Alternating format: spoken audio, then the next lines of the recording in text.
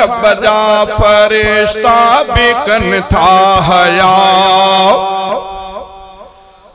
जैखा रब जा फरिश्ता भी कन था हया सो हयादारो इंसान उस्मान वा सो हयादारो इंसान उस्मान वा जैखा रब जा फरिश्ता भी कन था हया सो हयादारो इंसान उस्मान वा जैखे न्याणो बनायो मिठे मुस्तफा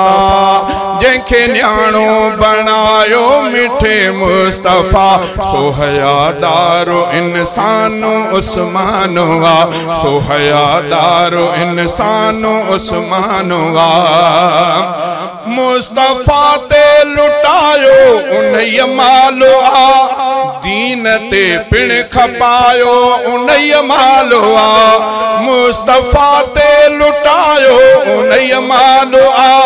दीन ते पिण खपायो उन्हई मालो आ दीन ते पिण खपायो उन्हई मालो आ दीन इस्लाम ते जेको थी वियो फिदा दीन इस्लाम ते जेको थी वियो फिदा सो हयादारो इंसान उस्मान वा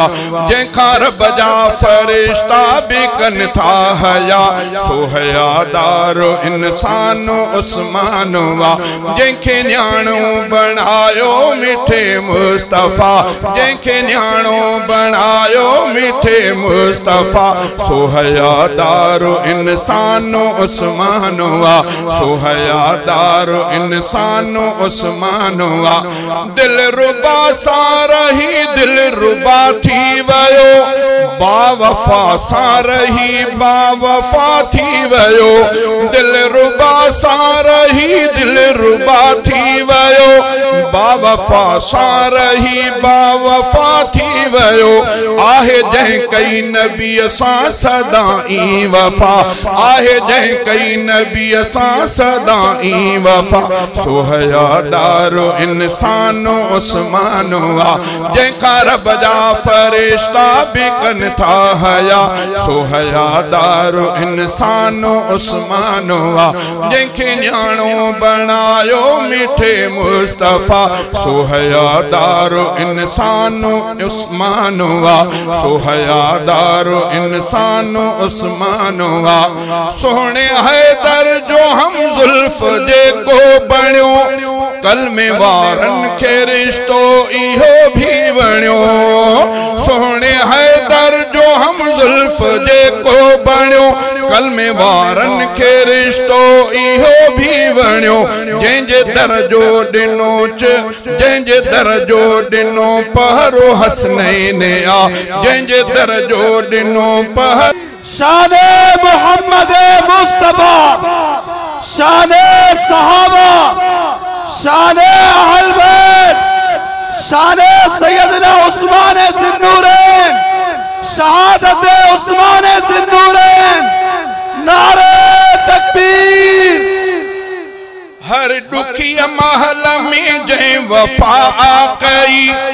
जंहिंजी तारीफ खुद मुस्तफा कई हर दुखी महल में जै वफा कई जंहिंजी तारीफ खुद मुस्तफा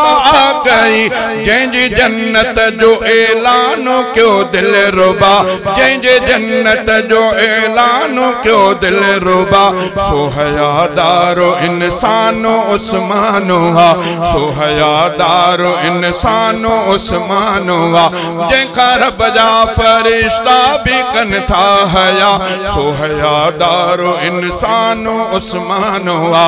खूह पानी मिठे जो खरीदे करे ऐं चयाई त हर को पिए ऐं भरे खूह पानी मिठे जो खरीदे करे ऐं चयाई त हर को पिए ऐं भरे ऐं चयाई त हर को पिए ऐं भरे जंहिंखे माण्हू मदीने जा कन पिया दुआ जंहिंखे माण्हू मदीने जा कन पिया दुआ सो हयादारो इंसान जेको थी वियो फिदा